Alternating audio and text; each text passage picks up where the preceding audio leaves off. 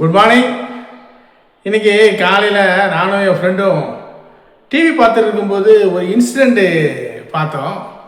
என்ன இன்சிடெண்ட்டுனா, மும்பையில் ஒரு 22 வயசு பையன் ஒரு ட்ரெயினில் போய்கிட்டு இருக்கான். நல்ல மழை பெய்யுது, சரியான மழை. அந்த நீர் துவாலைகள் அப்படி உள்ளுக்குள்ள தெருக்கி பக்கத்தில் ஒரு 30 வயசு ஆள் ஒருத்தர் உட்கார்ந்துருக்காரு. அவர்கிட்ட இவன் சொல்லுதான், சார் அந்த விண்டோவை அடைச்சிருங்க அப்படிங்கிற மாதிரி சொல்லுதான்.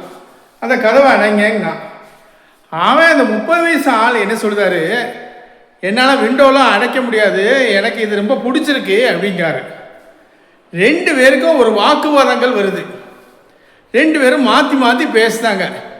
அந்த 30 வயசு ஆள் என்ன செய்தார், டக்குன்னு தன்னுடைய பாக்கெட்டில் இருந்து ஒரு கத்தியை எடுத்து என்ன செஞ்சிருந்தாரு, இந்த 22 வயசு பையனை குத்தி கொலை பண்ணியிருந்தாரு. இது ஒரு பீக் ஹவர்ஸில் ஒரு ட்ரெயினில் வச்சு இந்த வேலை நடந்திருக்கு.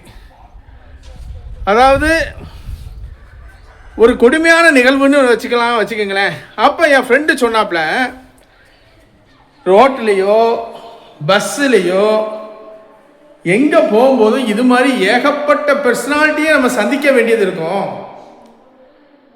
ஒவ்வொருத்தரும் கிராக்காக இருப்பான், லூஸாக இருப்பாங்க. அதாவது அவன் சைக்கோவாகவும் இருக்கலாம், பயங்கர டிப்ரெஸ்டாகவும் இருக்கலாம், ரொம்ப ஒரு மோசமான குணமுடையவனாகவும் இருக்கலாம். அந்த மாதிரி ஆட்கள்கிட்ட நம்ம விவாதங்கள் பண்ணக்கூடாது. அவன் என்ன சொல்லுதானோ, நமக்கு அதனால பெரிய பிரச்சனை இல்லையா, நம்ம அந்த இடத்த விட்டு விலகி போயிடணும். முடிஞ்சால் ஒரு சாரியை கேட்டுட்டு விலகி போயிடணும். ஏன்னா நம்மளுடைய உயிர் நமக்கு ரொம்ப முக்கியமானது. நம்மளை நம்பி ஒரு ஃபேமிலி இருக்குது, ஒரு தொழில் இருக்குது, ஒரு சமுதாயம் இருக்குது, நிறைய விஷயங்கள் இருக்குது. அதுக்காக நம்ம அவன்கிட்ட விலகி போகிறது நல்லது. பஸ்ஸு காரில் போகும்போதெல்லாம் நிறைய பேர் ஓவர்டேக் பண்ணிவிட்டு தப்பாக ரூல்ஸை யூஸ் பண்ணிவிட்டு ஏசிட்டு போவான். அவனுக்கெல்லாம் நம்ம பதில் சொல்லக்கூடாது. அதாவது நம்ம மனசில் இந்த குப்பைகளெல்லாம் சேர்க்கக்கூடாது. அந்த குப்பையை தூக்கி வெயிலில் தூக்கி போட்டுட்டு அவனுக்கு தெரிஞ்சது அவ்வளோதான் அப்படின்னு சொல்லிட்டு நம்ம நிம்மதியாக போய்கிட்டு இருக்கணும் அப்படிங்கிற மாதிரி என் நண்பர் சொன்னார். எனக்கு அதை யோசித்து பார்க்கும்போது அதுவும் எனக்கு கரெக்டாக தான் தோணுச்சு. ஆனால் நம்ம டியர்ஸ், நம்மளுடைய குடும்பம், நம்மளுடைய தொழில் அப்படி இருக்கும்போது ஒரு பிரச்சனைகள் வரும்போது நம்ம இப்படி விட முடியாது. சட்ட ரீதியாக நம்ம என்ன செய்யணுமோ அதை செஞ்சு என்ன செஞ்சிடணும், நம்மளுடைய உரிமையை நம்ம பாதுகாத்துக்கணும். ஆனால் இந்த ரோட்டில் போகும்போது, பஸ்ஸில் போகும்போது, காரில் போகும்போது இந்த மாதிரி கிராக்கு, டிப்ரெஸ்டு உள்ள ஆட்கள், சைக்கோ ஆட்கள் அவங்கள்ட்ட இருந்து விலகி போகிறதுனால நமக்கு எந்த வித கஷ்டமும் கிடையாது. என்ன, நம்ம ஈகோ கொஞ்சம் கஷ்டப்படும். அவன் தப்பு பண்ணியிருப்பான், சாரி சார் நீங்கள் உட்காந்துக்கங்க சார், நான் எந்திரிச்சு போகிறேன் சார் அப்படின்னு போயிடணும்.